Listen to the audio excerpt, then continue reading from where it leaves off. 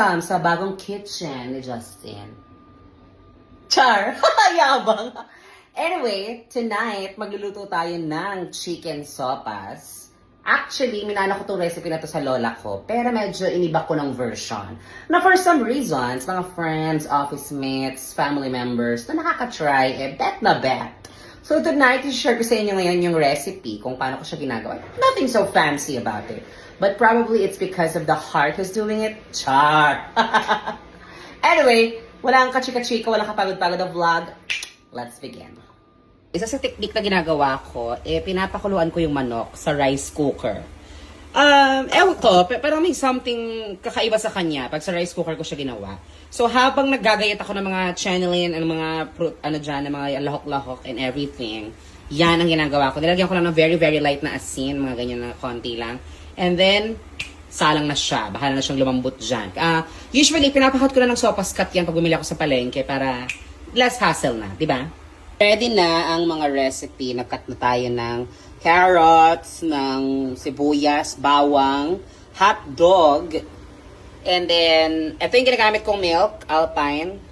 Mas ma-creamy siya. Ito naman yung sa kernel corn. Sometimes Jolly. Pwede din si Jolly. And then, pinapa-drain na natin at pinapalamig ng very, very light yung chicken. Titingnan ko kung gusto ko pa siya mas-cut into smaller pieces. Parang mas okay siya. At mas mag-ano pa yung buto.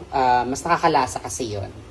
Love to multitask. So, habang nagigisa, hindi ko pa inuumpisahan, nilalagay ko na yung egg para kumulo na dyan kasi ilalohok din natin later. And then, yung pasta para mag-start na siyang lumambot. Actually, ito yung pinagkuluan ng chicken kanina.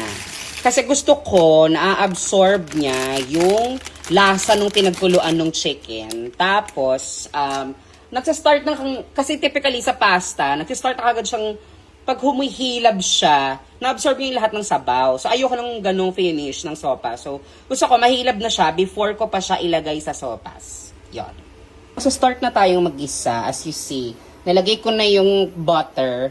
Diyan ko ginigisa yung mga lahok. Kasi, mas creamy yung finish ng sopas kapag sa butter ko sila ginisa. Ang gamit ko today is Ambassador butter. Pero pag natitipid tayo, mas maganda dairy cream. Madalas ko rin yung gamit. So ayan, nagigisa na tayo ng sibuyas at ng bawang. Mamaya isasama na natin yung carrots at yung hot dogs. So, nandyan na yung mga sahog.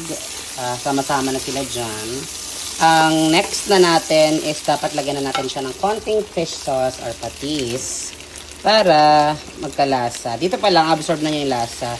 Pero dapat very, very light lang. Kasi later, kapag naghalo-halo na sila dun kasama yung sabaw ng chicken, mas madali lang magdagdag. Tapos dito pa rin, ayan, as you see, dinagdagan ko ng butter. Tapos, medyo niliitan ko yung cut ng chicken para yung mga buto is lumasa din mamaya sa sabaw.